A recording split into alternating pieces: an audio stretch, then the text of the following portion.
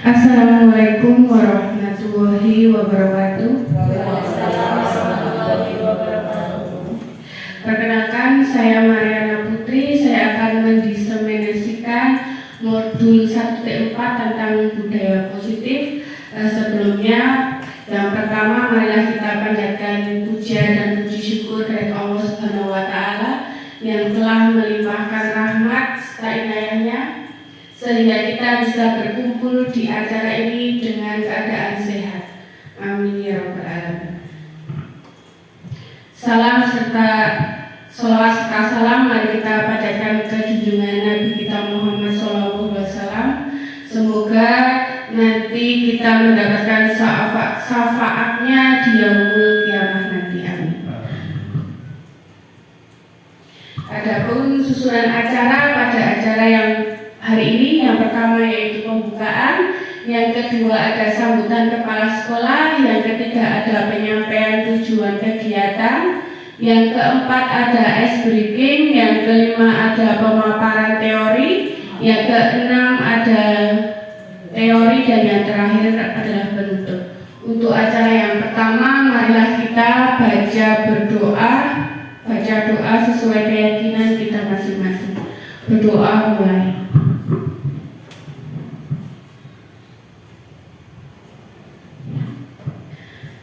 Selesai. Untuk acara yang kedua yaitu sambutan dari Ibu Kepala Sekolah, untuk Bu Nila, kami persilahkan.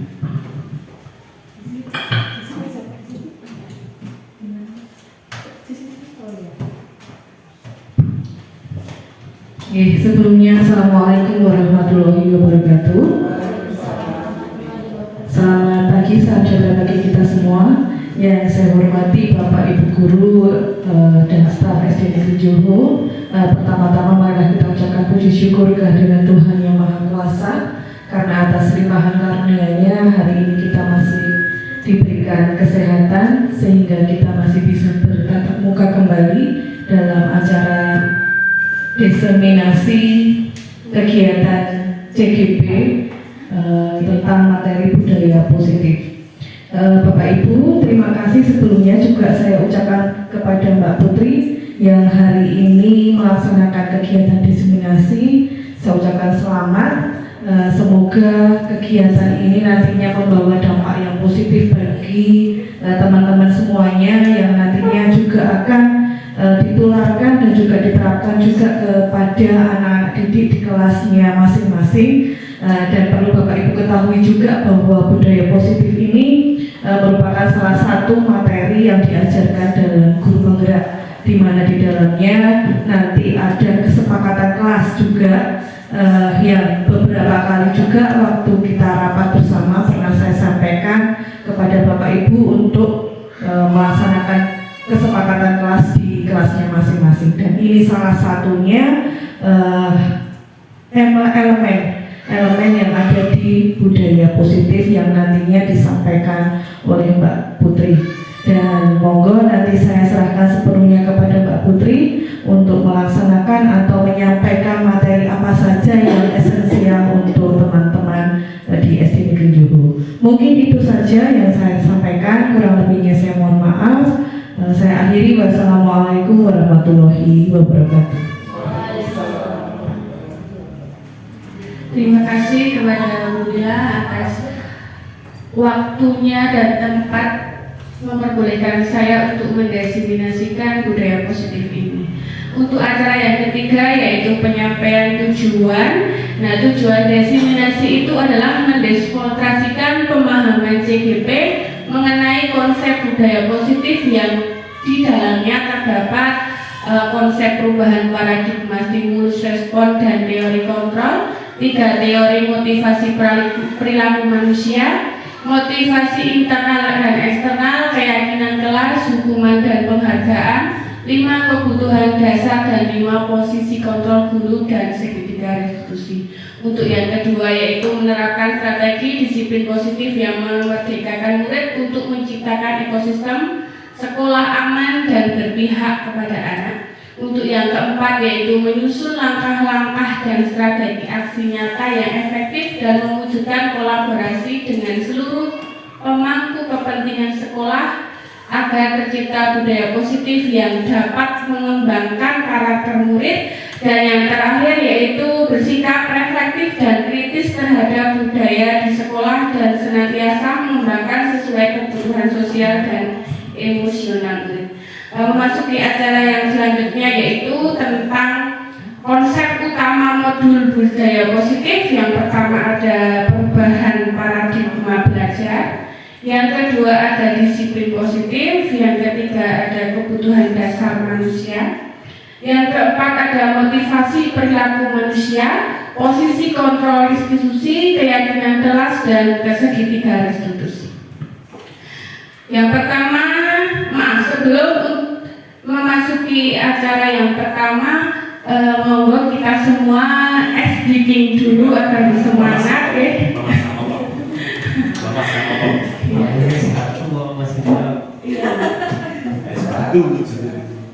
Pak enggak bunyi Pak itu.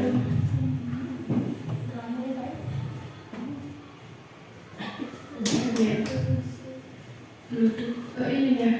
Nah, kurang besar. Coba sambung. Ini yang speaker ini. Enggak. Disambung. Sambung lagi. Oh iya.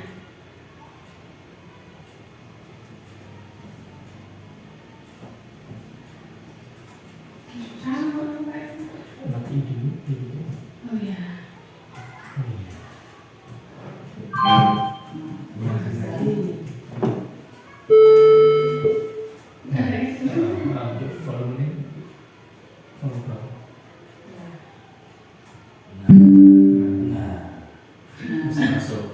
Masuk.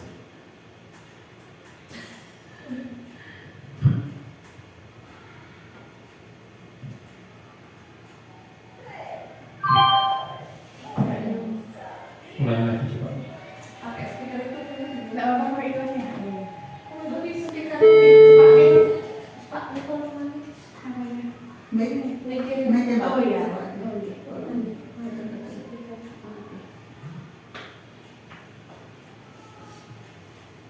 Putus menunggu. Kayak.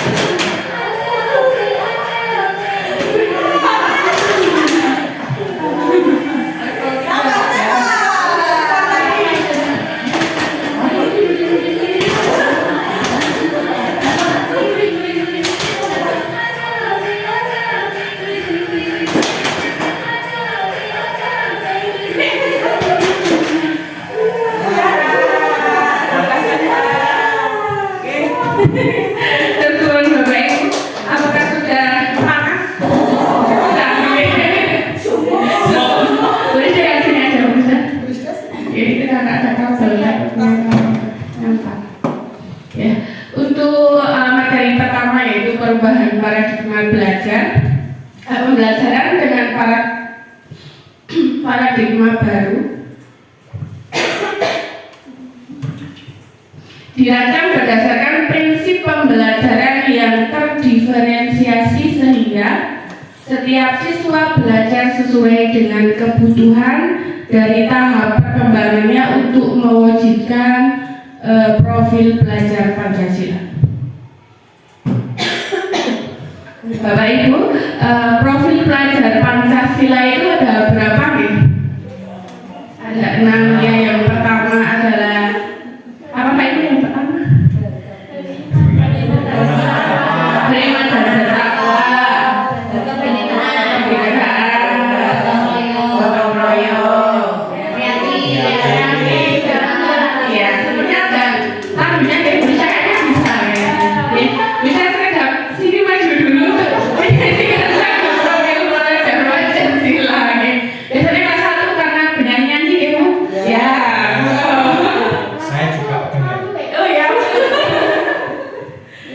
Saya dibantu dan Bapak Ibu. Ya. Berdiri ya. Baiknya kok bagus Pak ya. Emas. Ya sambil gerak-geraknya. 1, 2, 3. Pelajar Pancasila beriman dan bertakwa pada Tuhan yang esa dan berakhlak mulia, berkebinekaan global, gotong royong mandiri, kreatif dan bernalar kritis. Oh ya, jadi kepala. Ternyata pintar ya kelas 1.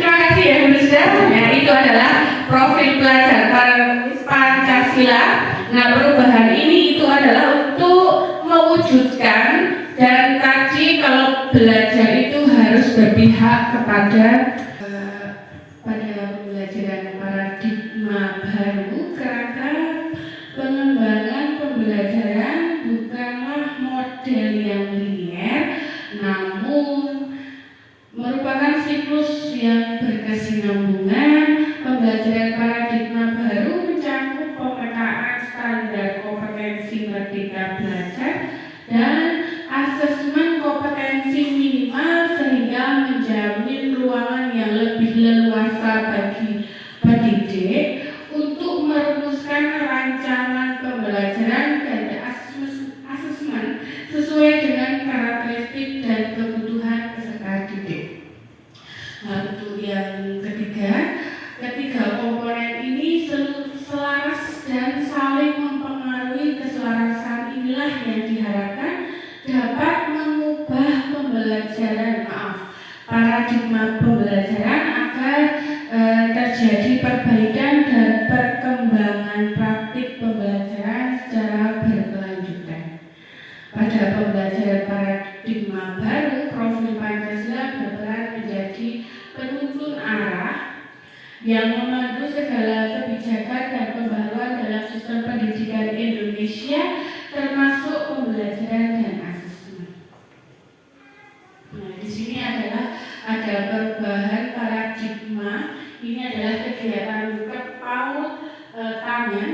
Nah, di sini diibaratkan Anda ada A dan B, Anda dan teman Anda. Jadi A itu Anda, terus B itu adalah teman Anda. Sobeklah secari kertas kecil, tulislah benda atau sesuatu yang sangat berharga untuk Anda. Letakkan di salah satu tangan Anda dan genggam benda atau sesuatu tersebut dengan segala daya. Buatlah sebuah kepalan. Nah, lalu temannya atau si B tadi akan mencoba dengan sekuat tenaga dengan berbagai cara untuk meminta Anda memberikan benda tersebut. B bisa membujuk, mengancam, menghardik, merayu, menyuap, apa saja agar dapat membuka kepalan tangan Anda. Lalu apa yang terjadi? Nah, di sini untuk membangun budaya yang positif, sekolah perlu menyediakan lingkungan positif, aman dan nyaman agar mencipta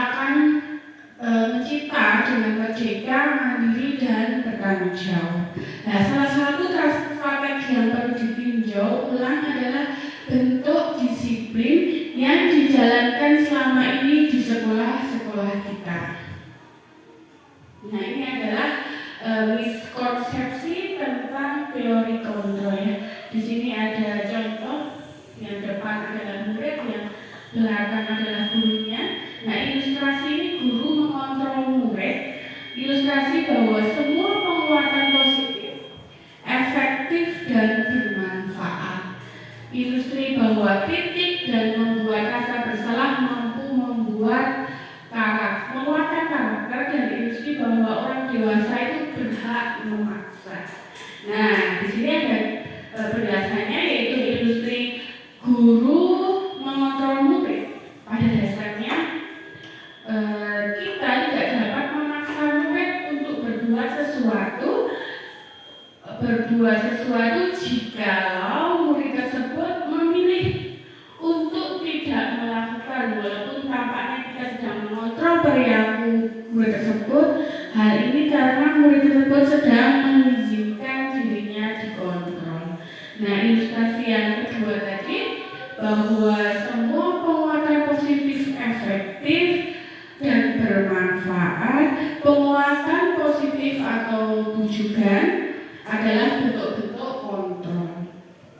Segala usaha untuk mempengaruhi murid untuk mengulangi sesuatu perilaku tertentu adalah suatu usaha untuk mengontrol murid tersebut.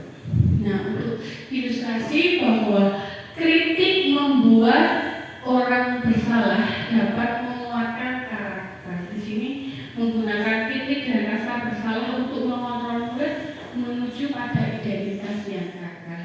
Nah, yang terakhir di sini adalah ilustrasi bahwa orang dewasa memiliki hak untuk memaksa. Banyak orang dewasa percaya bahwa mereka memiliki tanggung jawab untuk membuat murid-murid berbuat hal-hal tertentu. Adapun yang dilakukan dapat diterima selama ada sebuah kemajuan berdasarkan sebuah pengukuran saja. Ya, nah ini ada pertanyaan ya, bagaimana seorang bisa merubah dari paradigma stimulus respon kepada pendekatan teori kontrol. Di sini kata Stephen R. Covey mengatakan bahwa bila kita ingin membuat kemajuan perlahan, sedikit-sedikit ubahlah sikap atau perilaku dari kita sendiri. Namun bila kita ingin memperbaiki cara-cara utama kita, maka kita perlu mengubah kerangka acuan kita.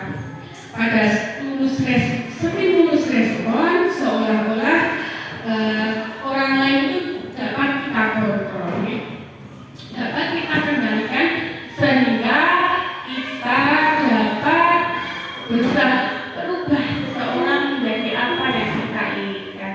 Tetapi pada teori kontrol sangat bertolak belakang.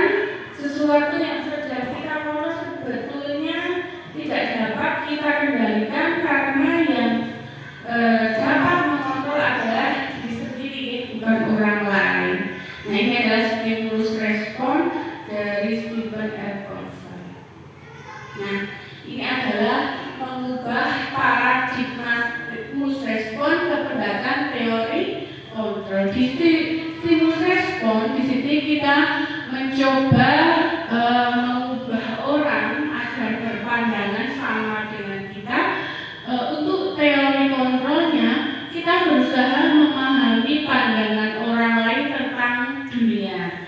Yang kedua, stimulus respon perilaku buruk dilihat sebagai suatu kesalahan, padahal teori kontrolnya atau pilihannya semua perilaku memiliki tujuan. Untuk stimulus respon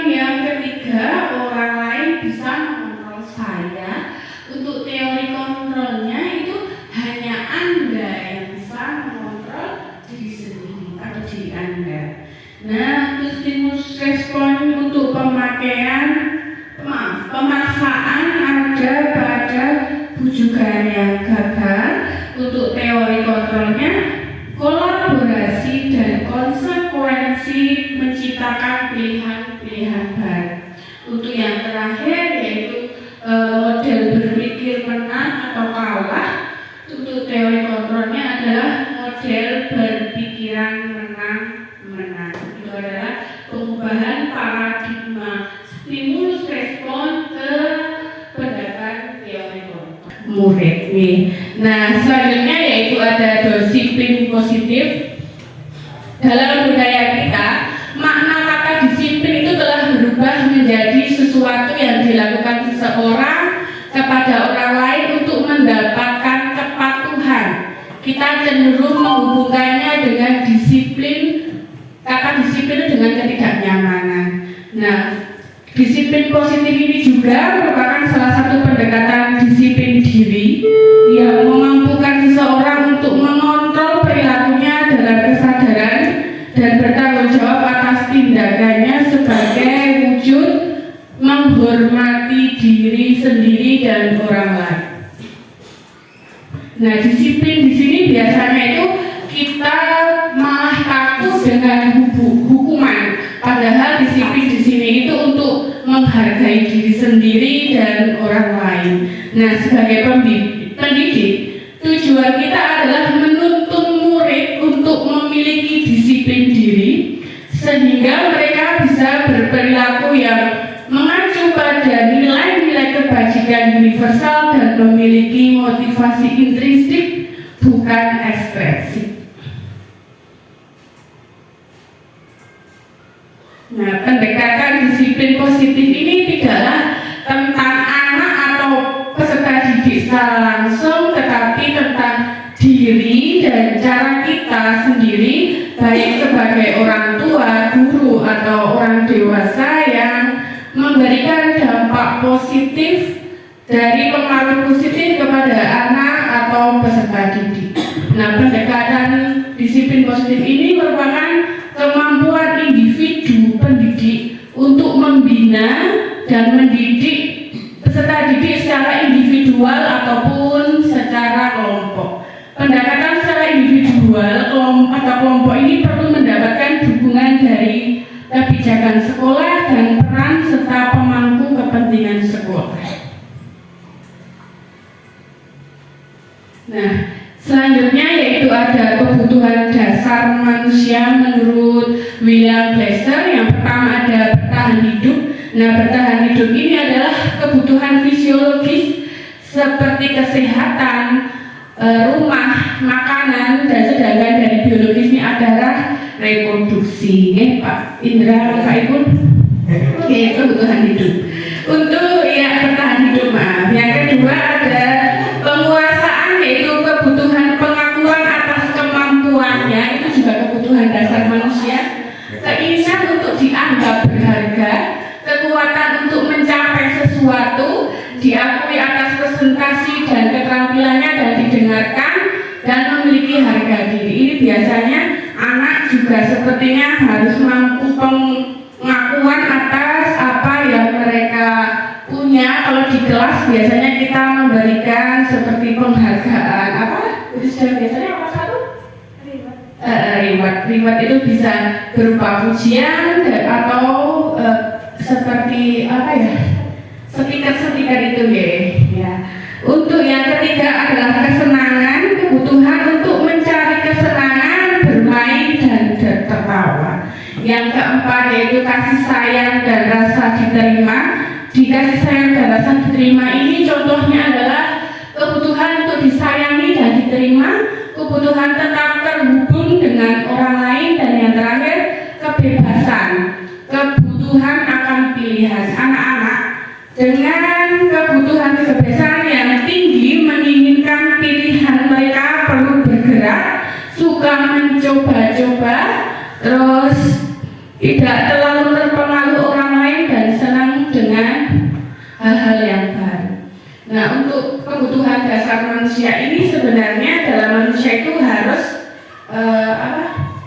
harus mempunyai semua nih, harus barengan. Karena kalau ada salah satu saja yang tidak terpenuhi, biasanya akan menjadikan orang itu seperti bermasalah. Karena contohnya kalau kita tidak punya rasa kasih sayang dan rasa diterima, itu biasanya orang akan mencari-cari agar diterima, agar disayang gitu deh. Kalau contohnya di kelas saya itu juga ada orang tuanya kebetulan bekerja, terus kurang kasih sayang, biasanya mencari kasih sayangnya itu dari guru. Terus kalau kita bicarakan itu cari perhatian, cari muka, suka maju-maju ke kelas. Nah, bagaimana cara kita memenuhi kebutuhan dasar manusia itu 5 itu sebenarnya dari diri kita sendiri yang bisa mengelola. Tapi karena mungkin anak-anak atau orang itu tidak sadar, jadi mereka mencari-cari apa yang belum punya. Terus ada motivasi perilaku manusia.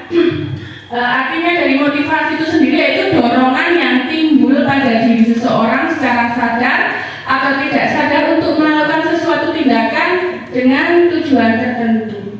Nah, motivasi perilaku itu ada 3, yaitu menghindari ketidaknyamanan dan hukuman, mendapatkan imbalan atau menghargai dari orang lain, menghargai nilai-nilai kebajikan diri sendiri. Dari menghindari ketidaknyamanan dan hukuman itu biasanya murid melakukan disiplin diri karena takut dihukum. Nah, ini merupakan motivasi ekstrinsik. Dan mendapatkan imbalan atau penghargaan dari orang lain, ini biasanya juga murid melakukan disiplin karena ia ingin mendapatkan imbalan atau reward tadi, yang merupakan motivasi ekstrinsik. Dan yang menghargai nilai-nilai kebajikan dari diri itu murid melakukan disiplin dari diri karena sadar akan nilai kebajikan dirinya. Nah, ini yang intrinsik. Nah, ini yang perlu kita tanamkan kepada anak-anak agar menghargai nilai-nilai kebajikan diri sendiri. Nah, ini adalah contoh-contoh nilai kebajikan universal, yaitu ada dapat dipercaya, lurus hati, pendengar yang aktif, sampai toleransi dan keadilan. Ini ada banyak sekali nilai-nilai kebajikan universal. Ini ada komitmen, kebersihan, gotong royong, rendah hati, sampai ketegasan dan pengertian. Nah, yang ketiga yaitu ada posisi kontrol. Di sini adalah perilaku kontrol yang negatif. Itu adalah sebagai penghukum atau pembuat merasa bersalah, sedangkan perilaku kontrol positif itu adalah teman dan pemantau. Kalau kontrol diri yaitu manajer. Nah, ini ada contoh masalah atau kasus dalam penerapan 5 posisi kontrol itu. Siswa tidak memakai atribut lengkap saat upacara bendera. Nah, untuk penghukuman biasanya kita mematuhi, agar anak itu mematuhi itu anak suruh berdiri di paling depan. Nah, itu adalah contoh penghukuman. Kalau untuk pembuat rasa bersalah, biasanya guru itu berkata, berapa kali ibu harus memberitahu kamu, ibu kecewa sama kamu. Nah, pembuat rasa bersalah ini ada kata-kata kecewa sama kamu. Dan sebagai posisi kontrol teman itu ada ciri-cirinya, ada kata ayolah. Ayolah yang ketik, buat ibu bangga, kali ini tidak apa-apa salah. Kalau untuk yang posisi kontrol pemantau, kamu sudah melanggar apa peraturan dan konsekuensinya. Nah, untuk terakhir yaitu posisi kontrol manager, apakah kamu tahu kesalahanmu, kira-kira bagaimana cara memperbaiki? Nah, Bapak Ibu, kira-kira yang tepat untuk seorang guru di dalam 5 posisi kontrol itu kita sebagai apa? Apakah penghukum, pembuat rasa bersalah, teman, pemantau, atau manajer? Yang paling bagus sebagai apa? Sebagai manajer. Tapi kita sering menjadi apa? Kadang pembuat rasa bersalah. Iya, kadang pembuat ya. Ibu sudah capek nerangke kok, kamu kok nggak mudah gitu ya? Iya. Nah, untuk penerapan 5 posisi kontrol ini berarti kita seharusnya sebagai manajer kita harus tahu dulu ya apa kesalahannya anak juga harus tahu, dan bagaimana cara solusinya. Nah, itu adalah sebagai manajer. Kita nanti bersama-sama belajar menjadi manajer di 5 posisi kontrol ini. Nah, sekarang ada keyakinan kelas. Mengapa tidak peraturan saja? Mengapa harus keyakinan kelas?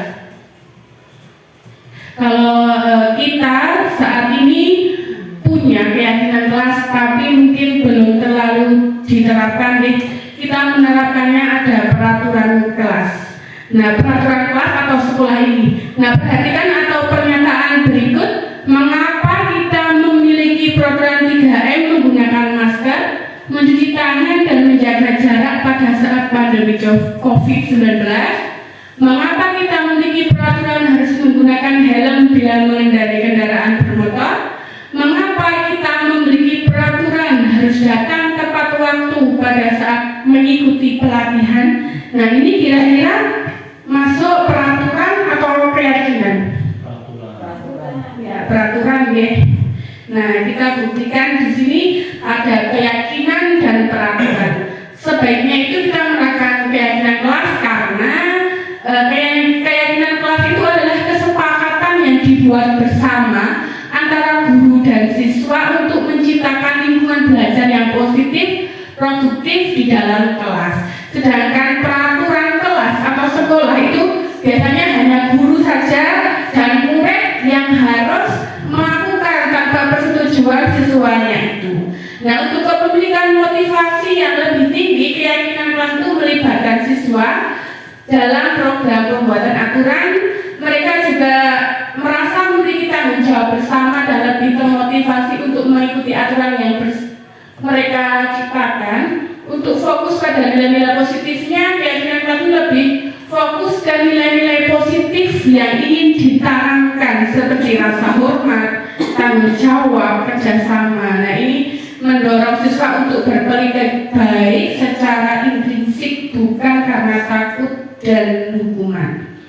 Nah, selanjutnya yaitu ada bagaimana membuat keyakinan kelas itu. Yang pertama adalah lebih abstrak dari peraturan, berupa pernyataan universal, dibuat dalam bentuk kalimat positif, sedikit saja agar mudah diingat, sesuai dengan kondisi kelas dan sekolah agar mudah diterapkan. Semua warga kelas atau sekolah dilibatkan saat membuat.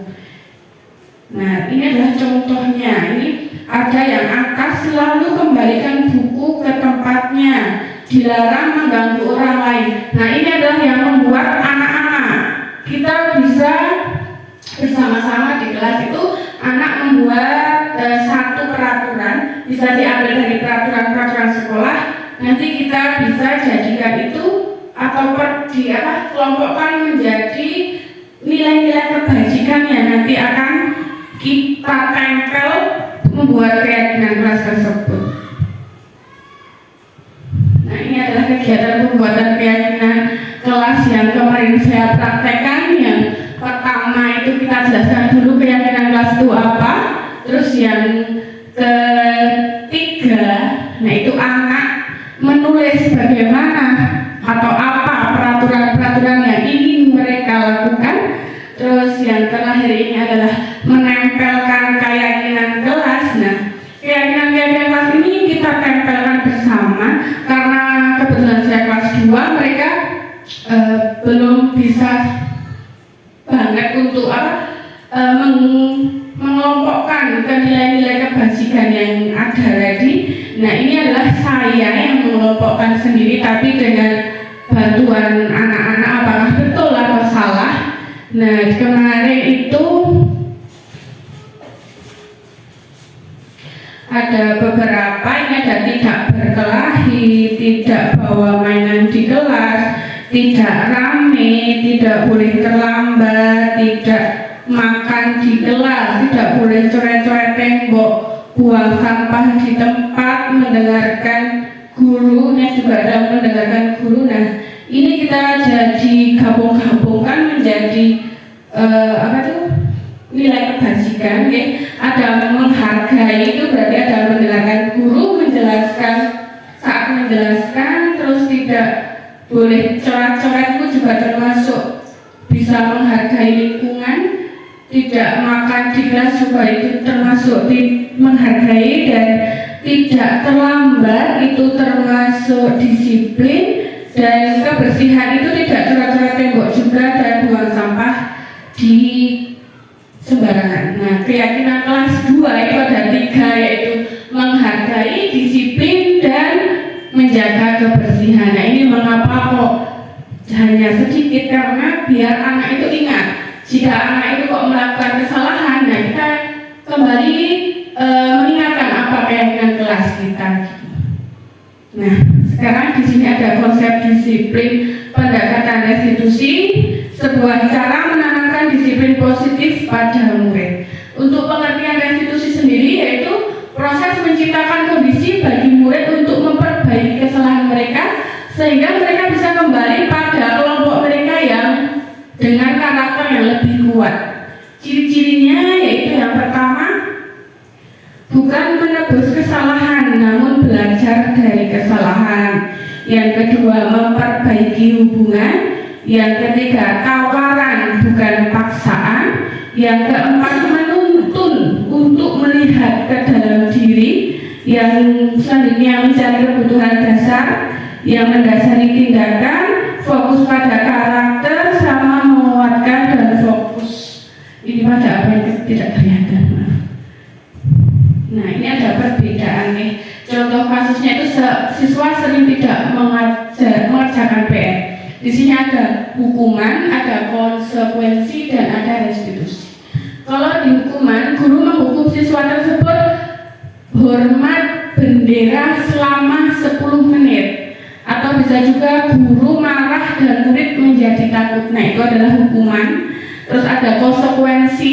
Jika siswa tidak mengerjakan PR itu, guru memberikan konsekuensi untuk mengerjakan PR-nya saat istirahat atau dikerjakan sebanyak 3 kali lipat.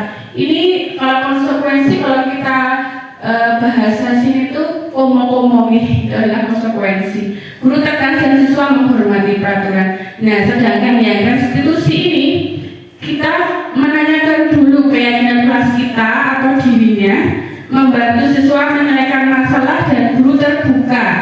Siswa menghormati dirinya dan orang lain. Di sini ada segitiga restitusi.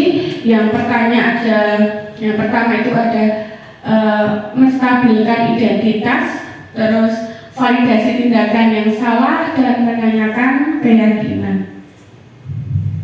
Nah, untuk menstabilkan identitas itu mengubah identitas anak dari yang gagal karena melakukan kesalahan menjadi orang yang sukses.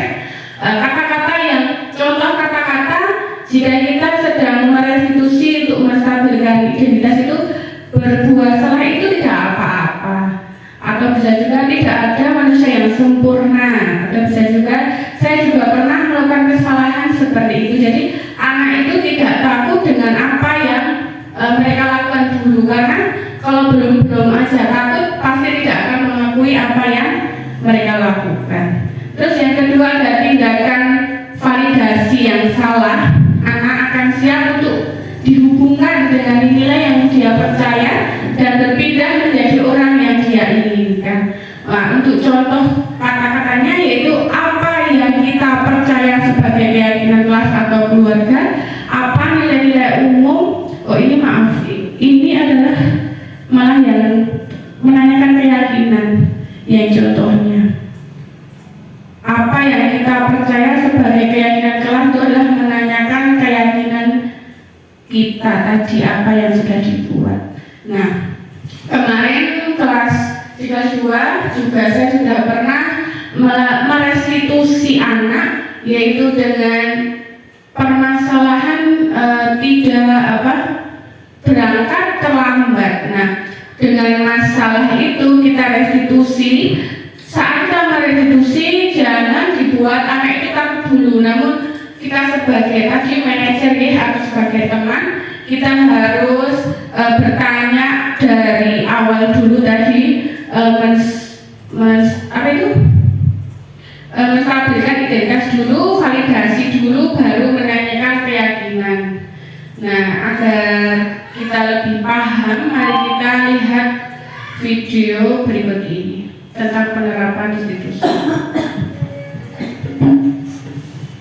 Salam dan bahagia dan apapun hebat. Pada video kali ini kita akan membahas tentang salah satu program disiplin positif yang diterapkan di lingkungan sekolah yang dikenal dengan nama restitusi.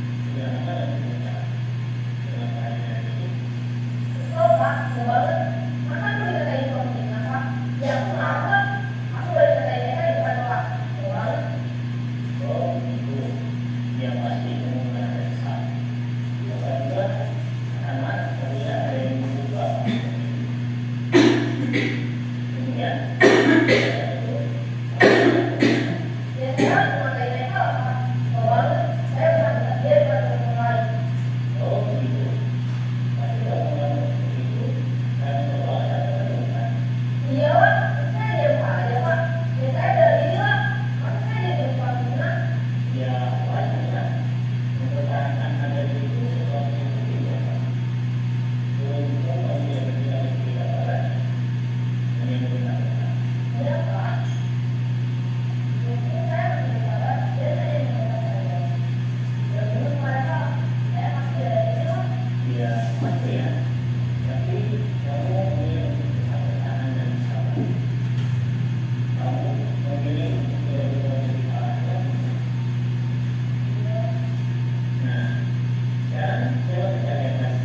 Tindakan kamu yang mengatakan jelas. Tindakan kamu itu kira-kira sesuai dengan keyakinan Pak atau seperti kamu tidak? Enggak Pak. Ada Pak di rumah. Jadi keyakinan atau seperti mana yang sesuai dengan keinginan kamu? Ya, saya sebenarnya sangat menjadi orang lain. Mungkin hati saya menjadi emosi. Jadi tidak mengikhlaskan itu. Kamu yakin tidak? Menghargai orang lain itu penting buat kamu. Yakin lah Pak. Iya, ini kita harus saling menghargai. Namun ada juga keyakinan yang disepakati untuk kita dapatkan. Kemudian kita sedang marahkan. Ya, saya selalu pasti mulai dengan diri sendiri.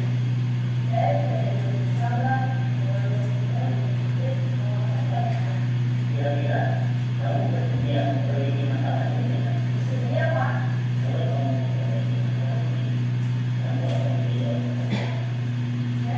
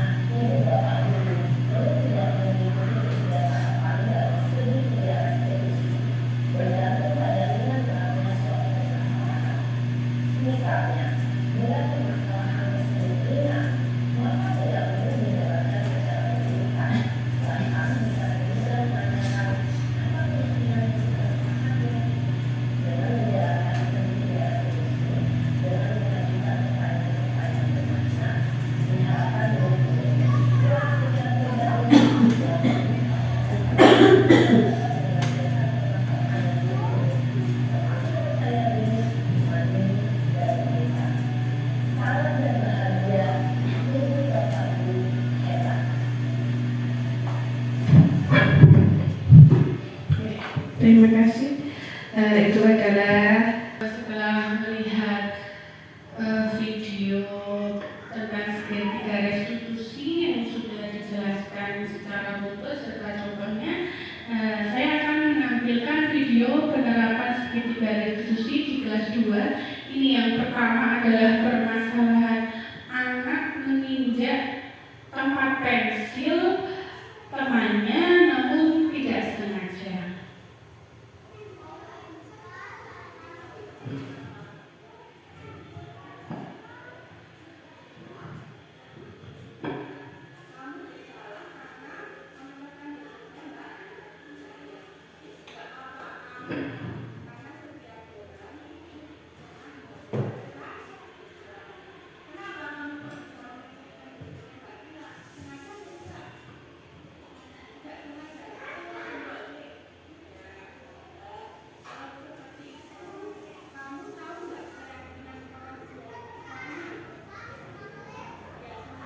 Ini adalah keyakinan kelas.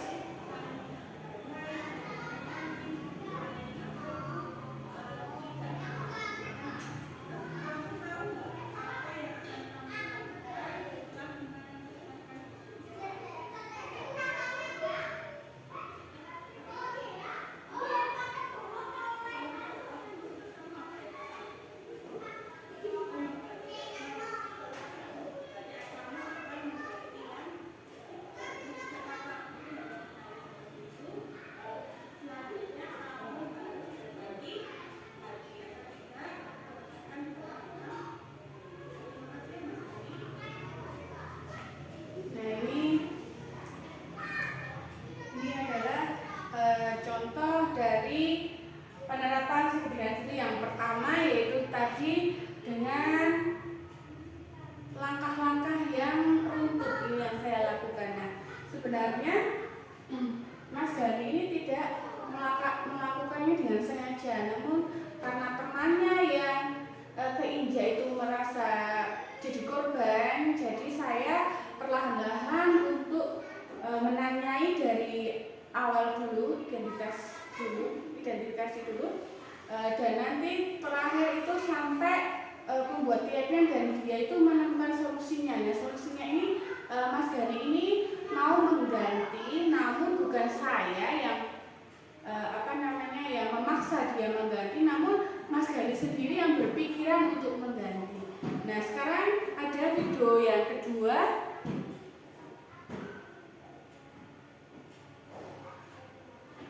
Nah, video yang kedua ini adalah kejadian Mbak Jasmine, dia terlambat dan saya restitusi juga.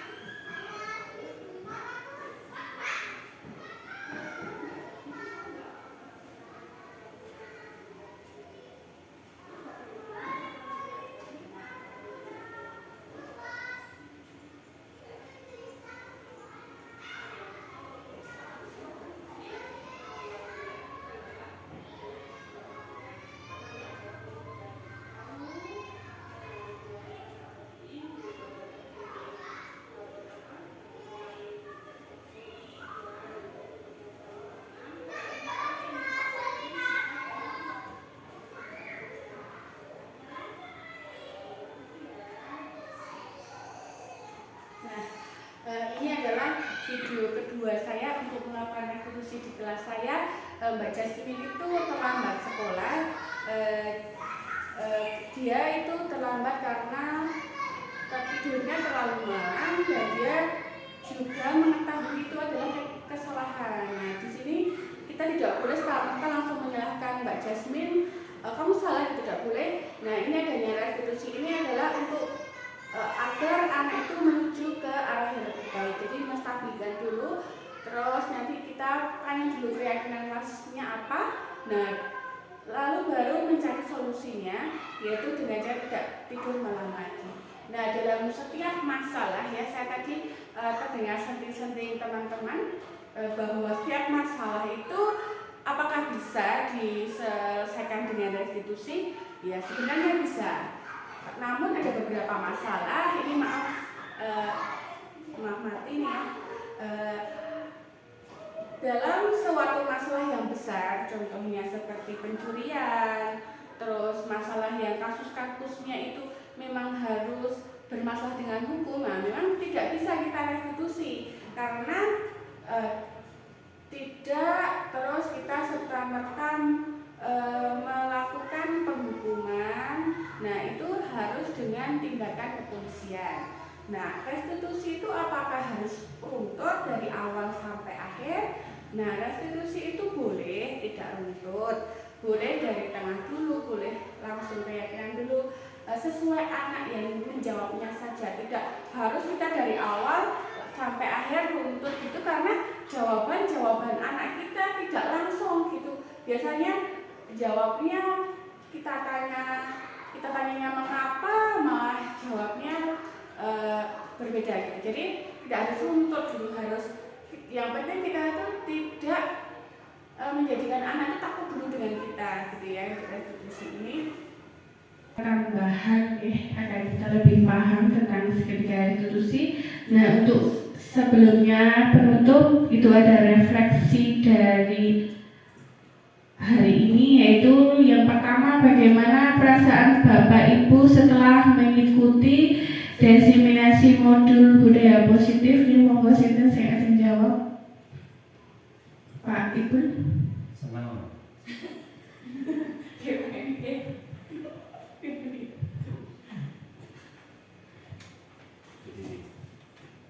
Perasaannya. Perasaannya Ibu. Iya, jadi senang. Jadi senang. Iya. Kalau yang kedua itu ada pelajaran apa yang bisa Bapak atau Ibu dapatkan dari diseminasi kali ini? Semua ya, boleh hati-hati. Biasanya guru-guru galak biasanya ya. Oh iya. Nah, pelajaran apa yang bisa didapatkan? Oh ini oke, galak jadi gak galak. Apa tuh? Jadi bisa menguasai anak-anaknya. Oh bisa menguasai. Ya, Berarti, dari nakal biasanya kita bisa punya cara lain. oh, berarti itu apa? Berarti yang pelajarannya yang paling mengena yang apa Pak itu berarti? Oh, berarti yang menyelesaikan permasalahan. Oh iya. Oh, berarti restitusi ya, segitiga restitusi itu ya. Oh, biasanya kalau di olahraga itu biasanya jadi apa tadi, penghukum. Berarti nih marah-marah dulu gitu ya. Nek kebanyakan ya. Iya. Nah, Oh iya, putar gitu ya. Tapi setelah melihat pemaparan budaya positif ini, jadi akan menerapkan restitusi gitu kan? Oh iya, iya. Sambil ngobrol berdua. Oh iya, ngobrol dulu ya. Jadi manajer gitu ya. Lalu tuh yang ketiga itu ada apa harapan ke depan untuk kita setelah mengetahui budaya positifnya? Cinta, saya mau menjawab?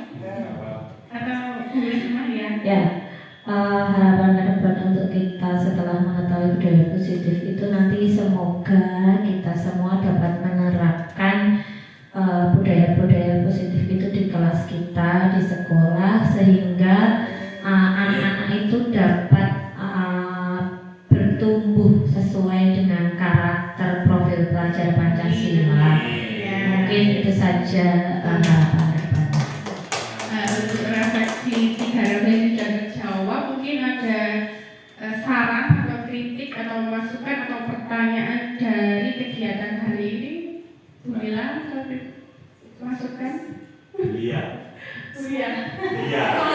Masukkan Gue sudah jawab dulu. Iya belum. Masukkan, Masukkan Bulia. Ayo masukkan. Ayo bisa masukkan Bulia. Ayo Bu ya, beri saya masukan. Berikan Atau masukan. kritikan juga boleh, pertanyaan juga boleh. Baik, terima kasih atas kesempatannya. Untuk masukan tidak ada ya. Kalau kritikan tidak ada.